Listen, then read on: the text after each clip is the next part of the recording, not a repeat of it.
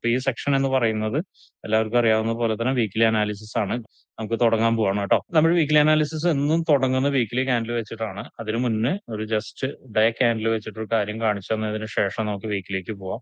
നിങ്ങൾക്ക് എല്ലാവർക്കും അറിയാം ഇതെന്താണ്, ഇപ്പൊ നിൽക്കുന്ന മാർക്കറ്റ് കണ്ടീഷൻ എന്താണെന്നും ഇപ്പൊ ഞാൻ വരച്ചു വെച്ചിരിക്കുന്ന കണ്ടീഷൻ എന്താണെന്നും അറിയാം. എന്താണ് ആർക്കെങ്കിലും ഒന്ന് പറയാൻ പറ്റുമോ? മാർക്കറ്റ് ഹൈ ബ്രേക്ക് ചെയ്യുന്നില്ല, റെസിസ്റ്റൻസ് ടച്ച് ചെയ്തു തിരിച്ചിറങ്ങാണ്. ആരെങ്കിലും ശ്രദ്ധിച്ചിരുന്നോ എന്ന് വെച്ചാൽ ട്രേഡ് റൂട്ടിന്റെ സ്ട്രാറ്റജിയാണ് ഇപ്പൊ വർക്ക് ആയിക്കൊണ്ടിരിക്കുന്നത്. അവിടെ എല്ലാവർക്കും നോക്കിയാൽ അറിയാം. നമ്മൾ ഇന്ന് ഗ്രൂപ്പിൽ ഇട്ടിരുന്ന ഒരു പേര് കണ്ടുപിടിക്കാൻ പറഞ്ഞിട്ടിരുന്ന സ്ട്രാറ്റജിയാണ് ഇപ്പോൾ വർക്ക് ആയിക്കൊണ്ടിരിക്കുന്നത്.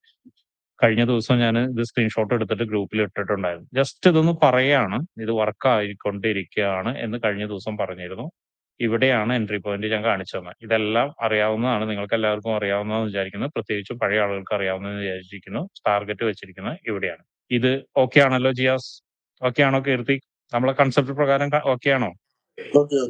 അപ്പൊ നമ്മൾ ഇത് ഡേ ക്യാൻഡിലും അല്ലെങ്കിൽ ഡേയിലും വർക്ക് ചെയ്യുന്നുണ്ടോ എന്ന് അറിയാൻ വേണ്ടി മാത്രമാണ് ഇതിവിടെ വെച്ചിരിക്കുന്നത്. എന്ന് വെച്ചാൽ നെക്സ്റ്റ് ഡേയ്സിൽ നമുക്ക് താഴോട്ടേക്ക് ഒരു 1-2 അല്ലെങ്കിൽ ഇവിടെ വരെ വരാനുള്ള സാധ്യത ഏകദേശം ഒരു 66 വിപ്പ്, എൻട്രി പോയിന്റിൽ നിന്ന് 66 വിപ്പാണ്. അല്ലെങ്കിൽ ഇവിടെ നിന്ന് പറയുന്നത് എത്ര വിപ്പ് വരും? ഏകദേശം ഒരു 30 വിപ്പ് ഉണ്ട്, പകുതിയോളം 37 വിപ്പ് എന്ന് വെച്ചാൽ 370ഓളം വിപ്പ് നമുക്ക് കിട്ടാനുള്ള സാധ്യത ഉണ്ട് ഇപ്പൊ മാർക്കറ്റ് നിൽക്കുന്നത്. ആക്ച്വലി ഇതൊരു എൻട്രി അല്ല, എൻട്രി കഴിഞ്ഞു പോയിട്ടുണ്ട്. നമുക്ക് എൻട്രി ഓൾറെഡി ഈ ഒരു ഏരിയയിൽ നിന്ന് താഴോട്ടേക്ക് മാർക്കറ്റ് നല്ല രീതിയിൽ വന്നിട്ടുണ്ട്.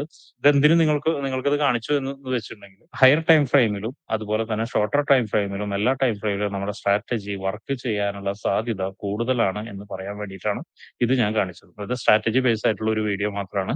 ഡെയിലി അനാലിസിസ് അല്ല, വീക്ക്ലി അനാലിസിസ് അല്ല. ഇത് സ്ട്രാറ്റജിയുടെ ബേസ്ഡ് ആയിട്ടുള്ള ഒരു കാര്യമാണ്. അപ്പോ പുതിയ ആളുകൾക്ക് ഒന്ന് ജസ്റ്റ് മനസ്സിലാക്കാൻ കൂടിയാണ് ഇത്.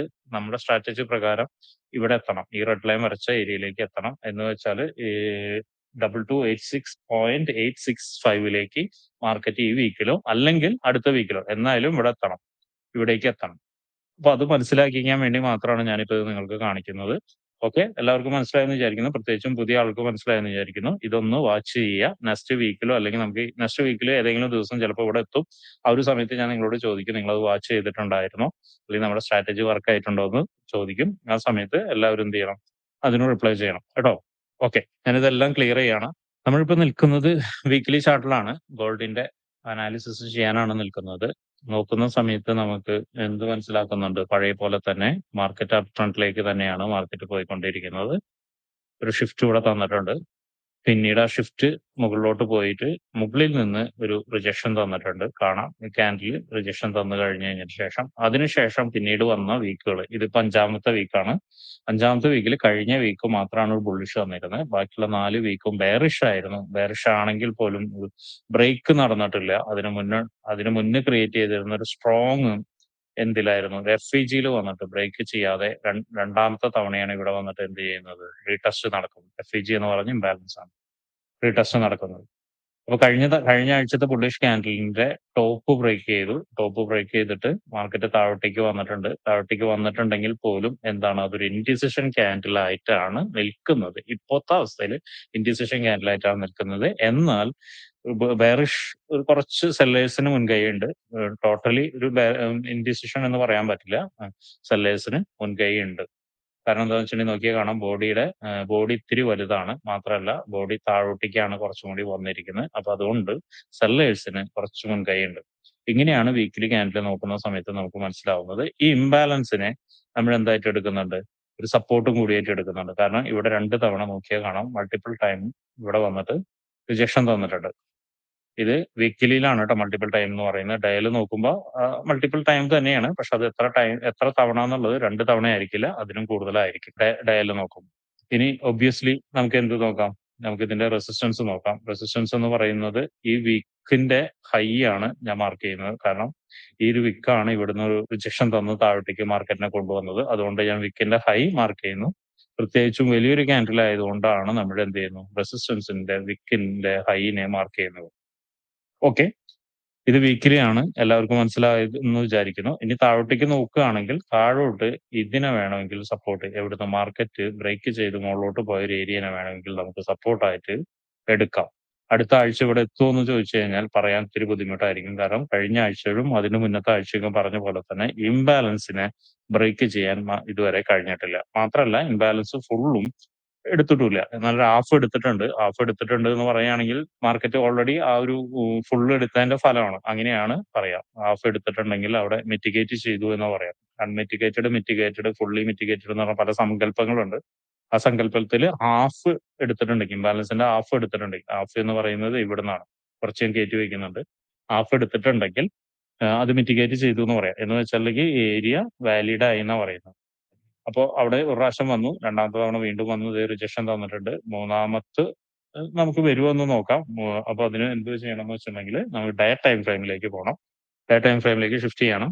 ഡേ ടൈം ഫ്രെയിമിൽ ഷിഫ്റ്റ് ചെയ്യുന്ന സമയത്ത് നിങ്ങൾക്ക് നോക്കിയാൽ കാണാം. ഞാൻ നേരത്തെ മൾട്ടിപ്പിൾ ടൈം എന്ന് പറഞ്ഞത് 2 തവണയായിരുന്നു. പക്ഷെ അതിന് മുന്നേ എടുത്തിട്ടുണ്ട്. ഈ ഏരിയയിലേക്ക് പല തവണ വന്നിട്ടുണ്ട്. ദേ ഇവിടെ വന്നിട്ടുണ്ട്. ദേ ഇവിടെ വന്നിട്ടുണ്ട്. ഇവിടെ വന്നിട്ടുണ്ട്. പിന്നെ ഡേ ക്യാൻഡിൽസ് കുറച്ച് ഡേ ക്യാൻഡിൽസുകൾ ഇവിടെ കണ്ടിന്യൂസ് ആയിട്ട് വന്നിട്ടുണ്ട്. വീണ്ടും അതെ ഡേ ക്യാൻഡിൽസുകൾ 1, 2, 3, 4, 5 അത് കണ്ടിന്യൂസ് ആയിട്ട് വന്നിട്ട് എന്ത് ചെയ്യുന്നുണ്ട്? ഇതിനെ ബ്രേക്ക് ചെയ്യാനുള്ള ഒരു ശ്രമം നടത്തുന്നുണ്ട്. ആ ഒരു ശ്രമം ഓരോ തവണ പരാജയപ്പെടുമ്പോഴും മാർക്കറ്റ് മുകളിലോട്ട് പോകുന്നുണ്ട്. വീണ്ടും താഴോട്ട് വന്നിട്ടുണ്ട്. വീണ്ടും ചെറിയതായിട്ട് മുകളിലോട്ട് പോകുന്നുണ്ട്. വീണ്ടും താഴോട്ട് വന്നിട്ടുണ്ട്. വീണ്ടും മുകളിലോട്ട് പോകുന്നുണ്ട്. വീണ്ടും താഴോട്ട് വരാനുള്ള ഒരു ശ്രമം നടത്തിയിട്ടുണ്ട്. അപ്പൊ ഇതിൽ നിന്ന് നിങ്ങൾക്ക് എന്താണ് മനസ്സിലാവുന്നത്? 1, 2, 3 മൂന്നായിട്ടാണ് മനസ്സിലാവുന്നത്. നോക്കിയാൽ കാണാം ഇവിടെ നിന്ന് ഷിഫ്റ്റ് ആവുന്നത്. ഇതിന് പ്രൈസ് ആക്ഷൻ ആണ് ടോട്ടലി. ഇവിടെ നിന്നാണ് മാർക്കറ്റ് ഷിഫ്റ്റ് ആയി തുടങ്ങുന്നത് അല്ലെ? ഒരു പ്രാവശ്യം ഷിഫ്റ്റ് ആയി, രണ്ടാമത്തെ തവണ ഷിഫ്റ്റ് ആയി, മൂന്നാമത്തെ തവണ എന്താണ്? അതിന്റെ ലോ ബ്രേക്ക് ആയി താഴോട്ട് വന്നു. അപ്പൊ എന്ത് ചെയ്തു? ഷിഫ്റ്റിനെ ബ്രേക്ക് ചെയ്ത് താഴോട്ടേക്ക് വന്നു. മൂന്നാമത്തെ തവണ വീണ്ടും ഷിഫ്റ്റിനുള്ള ശ്രമം നടത്തിയിട്ടുണ്ട്. അപ്പൊ മാർക്കറ്റ് നിൽക്കുന്ന ഏരിയയിലേക്ക് ഞാൻ വീണ്ടും ഇത് വെക്കുന്നുണ്ട്. ഐ മീൻ ഇവിടെ നിന്ന് ഈ ലോയിൽ നിന്ന് റിജക്ഷൻ തന്നിട്ട് വീണ്ടും എന്താണ് താഴോട്ടേക്ക് വരാനുള്ള ശ്രമം നടത്തിയിട്ടുണ്ട്. ഇത് നിങ്ങൾക്ക് എല്ലാവർക്കും വിസിബിൾ ആണ് അല്ലെ? 1, 2, 3 ഇവിടെ എന്താണ് സ്ട്രോങ് ആയിട്ടുള്ള ഇവിടെ ഈ ലോ ബ്രേക്ക് ചെയ്തിട്ട് എന്ത് ചെയ്തു? താഴോട്ടേക്ക് വന്ന് വീണ്ടും റീടെസ്റ്റ് എടുത്തു. റീടെസ്റ്റ് എടുത്തിട്ട് മുകളിലോട്ട് പോയി. പക്ഷെ നോക്കുന്ന സമയത്ത് നിങ്ങൾക്ക് എന്ത് മനസ്സിലാവും? ഓരോ തവണ മുകളിലോട്ട് പോകുമ്പോഴും മുകളിൽ നിന്നോ താഴോട്ടാണോ പ്രഷർ കൂടുതലെന്ന് നോക്കി കഴിഞ്ഞാൽ മനസ്സിലാവുന്നത് എന്താണ്? മുകളിൽ നിന്നാണ്. നോക്കാം. ദേ ഇവിടെ വന്നു. ഇവിടെ നിന്ന് നോക്കി കഴിഞ്ഞാൽ കാണാം വലിയ ക്യാൻഡിൽസ് ആണ്. ഒരു 3 വലിയ ക്യാൻഡിൽസ് വീണു. പിന്നെ നോക്കിയാൽ എന്താണ്? ഒരു കൺസോൾട്ടേഷൻ മോഡലായിരുന്നു. ഒരുപാട് ദിവസങ്ങളിൽ ഈ ഒരു റേഞ്ചിന്റെ ഉള്ളിൽ നിന്ന് മാർക്കറ്റ് ട്രേഡ് ചെയ്തു. വീണ്ടും മുകളിലേക്ക് പോയി. സഡൻലി അവിടെ നിന്ന് വീണ്ടും വീണു. വീണ്ടും അതേ മാർക്കറ്റ് കുറച്ച് കൺസോൾട്ടേഷൻ നടന്നു. കഴിഞ്ഞ ആഴ്ചയല്ല, കഴിഞ്ഞതിന്റെ മുന്നത്തെ ആഴ്ച ഇത് പറഞ്ഞിട്ടുണ്ട്. ഈ ക്യാൻഡിൽ വീഴുന്ന സമയത്ത് നമ്മൾ പറഞ്ഞിട്ടുണ്ട്. ഇതുപോലെ സാറ്റർഡേ ഉള്ള ക്ലാസ്സിൽ നമ്മൾ പറഞ്ഞിട്ടുണ്ട്. ഇങ്ങനെ കൺസോൾട്ടേഷൻ നടക്കും എന്നുള്ളത്. കൺസോൾട്ടേഷൻ നടന്നു. മുകളിലേക്ക് ഒരു അപ് ട്രെൻഡിലേക്ക് അപ് ട്രെൻഡിന് വേണ്ടിയുള്ള ഒരു കുതിപ്പ്. നോക്കിയാൽ കാണാം. ഇവിടെയൊക്കെ നോക്കിയാൽ കാണാം. ഇവിടെ എന്താണ് സംഭവിച്ചിരിക്കുന്നത്? ഒരു ബുള്ളിഷ് ക്യാൻഡിൽ ഉണ്ട്. ഇവിടെയും സ്ട്രോങ് ആയിട്ടൊരു ബുള്ളിഷ് ക്യാൻഡിൽ ഉണ്ട്. ഓരോ തവണ മുകളിലോട്ട് പോകുന്ന സമയം, പ്രത്യേകിച്ചും അപ് ട്രെൻഡിലേക്ക് പോകുന്ന സമയം സ്ട്രോങ് ആയിട്ട് താഴോട്ടേക്ക് വന്നുകൊണ്ടിരിക്കുകയാണ്. ഉദാഹരണത്തിന് ഇവിടെ നിന്ന് ഇതൊരു ലോജിക്കലാണ്. ആർക്കൊക്കെ മനസ്സിലാവുമെന്ന് എനിക്കറിയില്ല. ടോട്ടലി പ്രൈസ് ആക്ഷൻ ആണ് ഞാൻ നേരത്തെ പറഞ്ഞത്. ഉദാഹരണത്തിന് ഇവിടെ നിന്നൊരു സ്ട്രൈറ്റ് പോക്ക് പോയി. പോകുന്ന സമയത്ത് എന്തായി? ഇവിടെ നിന്ന് മാർക്കറ്റ് താഴോട്ടേക്ക് വീണു. ആ ഒരു ഏരിയ റെസിസ്റ്റൻസ് ആയിട്ട് നമ്മൾ മാർക്ക് ചെയ്യുന്നുണ്ട്. വീണ്ടും ഒരു ശ്രമം നടത്തി മുകളിലേക്ക് പോകാൻ. പക്ഷേ അവിടേക്ക് എത്തിയിട്ടുണ്ടായില്ല. വീണ്ടും മാർക്കറ്റ് എന്ത് ചെയ്തു? അവിടെ നിന്ന് താഴോട്ടേക്ക് പോന്നു. താഴോട്ടേക്ക് വീഴുന്നത് നോക്കുക. ഓരോ തവണ വരുമ്പോഴും എന്താണ്? റെസിസ്റ്റൻസ് ഏരിയയിലേക്കാണ് വരുന്നത്. സോറി, ഓരോ തവണ വരുമ്പോഴും സപ്പോർട്ട് ഏരിയയിലേക്കാണ് വരുന്നത്. ഈ തവണയും സപ്പോർട്ട് ഏരിയയിലേക്ക് വരാനുള്ളതാണ് മാർക്കറ്റ് കാണിച്ചുകൊണ്ടിരിക്കുന്നത്. കാരണം നോക്കിയാൽ കാണാം നല്ലൊരു ക്യാൻഡിൽ മുകളിലോട്ട് തന്നു. ആ ഒരു ക്യാൻഡിലിനെ എൻഗൾഫ് ചെയ്ത് താഴോട്ടേക്ക് ഇറങ്ങി. ഞാൻ കഴിഞ്ഞ ദിവസം നമ്മുടെ അനാലിസിസിൽ, ഈ കഴിഞ്ഞ ദിവസം എന്ന് വെച്ചാൽ ഇന്നലെ അനാലിസിസിൽ പറഞ്ഞിട്ടുണ്ടായിരുന്നു. ഇതിന് താഴെ ക്ലോസ് ചെയ്യുകയാണെങ്കിൽ ഇതിന്റെ രണ്ടിന്റെയും ഈ കാണുന്ന ഏരിയയുടെയും താഴെ ക്ലോസ് ചെയ്യുകയാണെങ്കിൽ മാർക്കറ്റിന് തിങ്കളാഴ്ച താഴോട്ടേക്കുള്ള ഒരു മൂവ്മെന്റ് കിട്ടാനുള്ള സാധ്യത കൂടുതലാണെന്ന് പറഞ്ഞിരുന്നു. അപ്പോ ഇനി വരുന്ന ദിവസങ്ങളിൽ എങ്ങനെയായിരിക്കാം മാർക്കറ്റ് ബിഹേവ് ചെയ്യുക എന്നുള്ളത് ഇപ്പൊ 1 ഡേ ക്യാൻഡിൽ നോക്കിയിട്ടാണ് ഞാൻ പ്രെഡിക്റ്റ് ചെയ്യുന്നത്. ഇനി വരുന്ന ദിവസങ്ങളിൽ മാർക്കറ്റ് കൂടുതലും സംഭവിക്കുന്നത് എന്താണെന്ന് വെച്ചിട്ടുണ്ടെങ്കിൽ, ഒന്ന് മുകളിലോട്ടൊന്ന് കയറും. എവിടേക്ക് കയറും? മിക്കവാറും തിങ്കളാഴ്ച ഒന്ന് മുകളിലോട്ട് കയറി കഴിഞ്ഞ് താഴോട്ടേക്ക് ഇറങ്ങും. താഴോട്ടേക്ക് ഇറങ്ങിയിട്ട് ഒരു പക്ഷേ 1 2 ദിവസം, കൃത്യമായിട്ട് പറയാൻ പറ്റില്ല, 1 2 ദിവസം ഈ റേഞ്ചിൽ നിന്നിട്ട് ഇതിനെ ബ്രേക്ക് ചെയ്യാനുള്ള സാധ്യത കൂടുതലായിട്ടാണ് കാണുന്നത് എനിക്ക്. കാരണം നേരത്തെ പറഞ്ഞ പോലെ തന്നെ ഒരുപാട് തവണ ഇത് റീടെസ്റ്റ് ചെയ്യുന്നു. ഓരോ തവണ വരുന്ന സമയത്തും വളരെ വീക്ക് ആയിക്കൊണ്ടിരിക്കും മാർക്കറ്റ്. ഓരോ തവണ റീടെസ്റ്റ് ചെയ്യുന്ന സമയത്തും ഇതിനെ ബ്രേക്ക് ചെയ്യാനുള്ള സാധ്യത വളരെ കൂടുതലാണ്. ഇതിനെ ബ്രേക്ക് ചെയ്തിട്ടുണ്ടെങ്കിൽ ഒന്നല്ലെങ്കിൽ ഈ ഒരു ലോ ഈ ഒരു ലോയെ ബ്രേക്ക് ചെയ്ത് ഇപ്പൊ ഗ്രീൻ ലൈനിൽ വരച്ച ലോയെ ബ്രേക്ക് ചെയ്ത് ഒരു റിജക്ഷൻ കിട്ടുകയാണെങ്കിൽ, ഞാൻ കഴിഞ്ഞ ദിവസം പറഞ്ഞിരുന്നു ഇതുപോലെ വിക്ക് റിജക്ഷൻ കിട്ടുകയാണെങ്കിൽ റിജക്ഷൻ മുകളിലോട്ട് കിട്ടുകയാണെങ്കിൽ ഇവിടെ നിന്ന് മാർക്കറ്റ് ഓൾ ടൈം ഹൈയിലേക്ക് ഒരു സഞ്ചാരം ഉണ്ടാവും. ഓൾ ടൈം ഹൈ എന്ന് വെച്ച് കഴിഞ്ഞാൽ 1 വീക്ക് കൊണ്ടോ ചിലപ്പോൾ 2 വീക്ക് കൊണ്ടോ ഒന്നും ആയിരിക്കില്ല. ഓൾ ടൈം ഹൈയിലേക്ക് ഇങ്ങനെ സഞ്ചരിച്ച് മുകളിലോട്ട് പോകും. അപ്പൊ ഇതൊരു നല്ല ഏരിയ ആണ്. ഇപ്പൊ ഈ വരച്ചിരിക്കുന്ന ഏരിയ, ഗ്രീനിൽ വരച്ചിരിക്കുന്ന ഏരിയ നല്ലൊരു ഏരിയ ആണ്. നോക്കുകയാണെങ്കിൽ ആ ഒരു ഏരിയ 2267.08 വരച്ചിരിക്കുന്നത്. ഇതിന്റെ ഒരു വേറൊരു പ്രശ്നമുണ്ട്. കാരണം എന്ന് വെച്ചിട്ടുണ്ടെങ്കിൽ മാർക്കറ്റ് റിജക്ഷൻ തരുന്ന കൃത്യമായിട്ട് അവിടുന്ന് ആയിരിക്കില്ല. അപ്പൊ അവിടെ എൻട്രി പോയിന്റ് ഇട്ട് വെക്കരുത് ആരും. നമുക്ക് ഷോർട്ട് ടൈം ഫ്രെയിമിൽ പോയിട്ട് അവിടെ നിന്ന് കൺഫർമേഷൻ എടുത്തതിന് ശേഷം മാത്രമേ നമുക്ക് എൻട്രി എടുക്കാൻ പറ്റുള്ളൂ. ഇതൊരു ഏരിയ ആണ് പറയുന്നത്. ഏരിയ എന്ന് പറഞ്ഞ ഒരു റേഞ്ച് ആണ് പറയുന്നത്. കുറച്ച് നമ്പേഴ്സിന്റെ ഇടയിലുള്ള ഒരു റേഞ്ച് ആണ് പറയുന്നത്. അപ്പൊ 2267,678 അതുപോലെ തന്നെ 2277,988 ഈ ഒരു ഏരിയയുടെ ഉള്ളിലായിരിക്കും മിക്കവാറും റിജക്ഷൻ താഴോട്ടേക്ക് വീണ്ടും വരും. അപ്പൊ കൃത്യമായിട്ട് എവിടെ നിന്ന് വരും എന്നുള്ളത് നമുക്കറിയില്ല. അങ്ങനെയാണെങ്കിൽ മാർക്കറ്റ് റിജക്ഷൻ വരികയാണെങ്കിൽ, റിജക്ഷൻ ക്യാൻഡിൽ എങ്ങനെയാണെന്നുള്ളത് നിങ്ങൾക്ക് എല്ലാവർക്കും അറിയാം. റിജക്ഷൻ വരികയാണെങ്കിൽ മാർക്കറ്റ് ഇവിടെ നിന്ന് മുകളിലോട്ട് ഇങ്ങനെ കയറി പോകും. അല്ല, ഈ ഒരു വീഴ്ചയ്ക്ക് ഇപ്പൊ മാർക്കറ്റ് നിൽക്കുന്ന ഏരിയയിൽ നിന്നുള്ള ഒരു വീഴ്ച, മാർക്കറ്റ് നിൽക്കുന്ന ഏരിയയിൽ നിന്ന് വീഴ്ച കണ്ടിന്യൂ ചെയ്യുകയാണെങ്കിൽ ഈ ഒരാഴ്ച എന്ന് പറയുന്നത് നല്ലൊരു ഫോള് കിട്ടാനുള്ള സാധ്യത കാണുന്നുണ്ട്. ഫോള് കിട്ടി റീടെസ്റ്റ് വരാനുള്ള സാധ്യത, റീടെസ്റ്റ് വരും. ഡെഫിനറ്റ്ലി ഒരു ഏരിയയിലേക്ക് റീടെസ്റ്റ് വരും. എന്തുകൊണ്ടെന്ന് വെച്ചാൽ വളരെ സ്ട്രോങ് ആയിട്ടുള്ള റെസിസ്റ്റൻസ് ഏരിയ ആയിരിക്കും അപ്പോഴത്. ചില മൾട്ടിപ്പിൾ ടൈം എന്ത് സംഭവിച്ചിട്ടുണ്ട്, മൾട്ടിപ്പിൾ ടൈം അവിടെ വന്ന് റീടെസ്റ്റ് ചെയ്തിട്ടുണ്ട്, സപ്പോർട്ടിനെ റീടെസ്റ്റ് ചെയ്തിട്ടുണ്ട്. വൺസ് സപ്പോർട്ട് ബ്രേക്ക് ചെയ്തിട്ടുണ്ടെങ്കിൽ താഴോട്ട് വരാനുള്ള സാധ്യത വളരെ കൂടുതലാണ്. ബ്രേക്ക് ചെയ്തിട്ടുണ്ടെങ്കിൽ വളരെ കൂടുതലാണ്. അപ്പൊ 2 ടൈപ്പ് ഓഫ് ട്രേഡ്സ് നമ്മൾ പറഞ്ഞു. ഒന്ന് ബൈ എൻട്രി പറഞ്ഞു, മറ്റൊന്ന് സെൽ എൻട്രി പറഞ്ഞു. സെൽ എൻട്രി ടാർഗറ്റ് എന്ന് പറയുന്നത് ഇത് മുന്നേ നമ്മൾ പറഞ്ഞിട്ടുണ്ട് 2200 എത്തും. ആദ്യത്തെ ടാർഗറ്റ് എന്നല്ല, എക്സ്ട്രീം ടാർഗറ്റ്. ആദ്യത്തെ ടാർഗറ്റ് നമ്മൾ തീരുമാനിക്കുന്ന മാർക്കറ്റ് കണ്ടീഷൻ അനുസരിച്ചായിരിക്കും. ബിക്കോസ് നമ്മളൊരു ഡേ ട്രേഡിങ്ങിനാണ് തുനിയുന്നത് എന്നുള്ളതുകൊണ്ട് നമ്മുടെ ആദ്യത്തെ ടാർഗറ്റ് എങ്ങനെയാണ് ഡേയിൽ ക്യാൻഡിൽ ഫോം ചെയ്യുന്നതും അതുപോലെ തന്നെ ഷോർട്ടർ ടൈം ഫ്രെയിമിൽ എങ്ങനെയാണ് ക്യാൻഡിൽ ഫോം ചെയ്യുന്നതും അനുസരിച്ചായിരിക്കും നമ്മൾ എന്ത് ചെയ്യുക, എൻട്രി എടുക്കുക. എനിവേ ഡേ ടൈം ഫ്രെയിമിലുള്ള കാര്യങ്ങളെല്ലാം നിങ്ങൾക്ക് ഏകദേശം മനസ്സിലായെന്ന് തോന്നുന്നു.